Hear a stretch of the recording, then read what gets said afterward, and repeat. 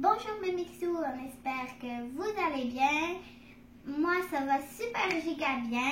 Aujourd'hui on va faire des muffins à la poire. Donc pour cette recette on aura besoin de farine, du gruau, du bicarbonate de soude, de la poudre à pâte, de la cassonade et pour la deuxième étape on aura besoin de compote de pommes, d'huile, d'un œuf et des morceaux de poire. Donc on commence la recette en versant la farine dans notre bol. Ensuite on va verser le gruau. Ensuite la poudre à pâte. Et puis tous les ingrédients secs, donc le bicarbonate de soude et la cassonade. Et puis on va fouetter tout ça.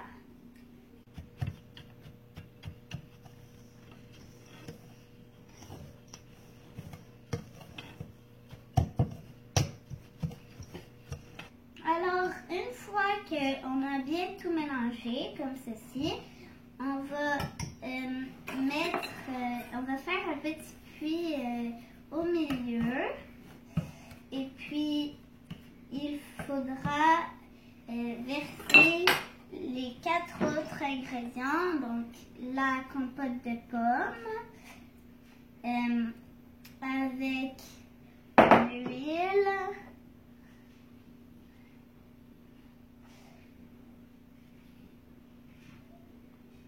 l'œuf qu'on va casser,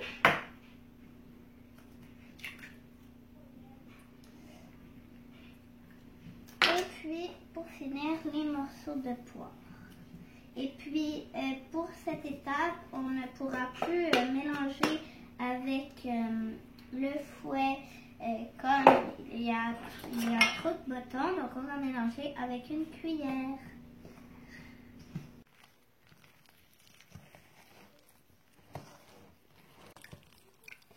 Alors, une fois qu'on a bien mélangé et puis que toute la farine est bien incorporée dans notre pâte et puis que tous les morceaux aussi, eh bien, on va pouvoir les verser dans les moules. Maintenant que c'est prêt, la pâte est prête à aller dans mon moule. Donc, pour ça, on aura peut-être besoin d'une autre cuillère pour gratter dans la cuillère. Donc, on va les mettre dans les moules qui sont ici. J'en ai 12. Fait que, ben, c'est parti.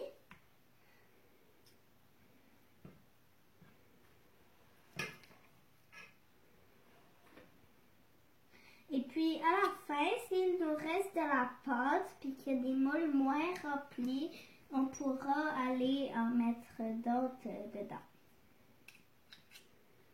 Et puis, pour vous dire, toutes les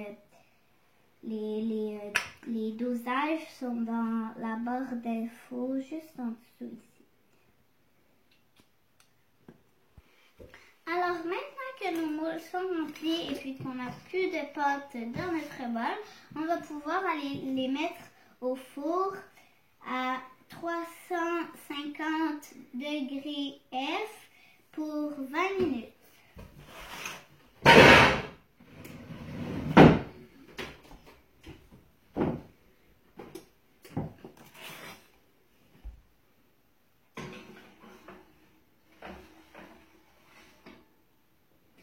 Et puis quand c'est prêt, on va se retrouver quand tout va être cuit. Bye! Maintenant que les 20 minutes sont passées, on va vérifier si ils sont cuits. Donc pour ça, on va avoir besoin d'un cure-dent qu'on va planter dans nos muffins. Et comme il reste de la pâte collée dessus, il va falloir les remettre au four. Donc, maintenant que nos 7 minutes de plus, donc 27 minutes au total, sont passées, eh bien, on va retester avec un cure-dent s'ils sont cuits. Et puis, comme il n'y a plus de pâte sur le cure-dent, eh bien, ça veut dire que nos cupcakes sont prêts. Donc, si vous avez aimé la vidéo, pétez les likes et puis abonnez-vous. Bye!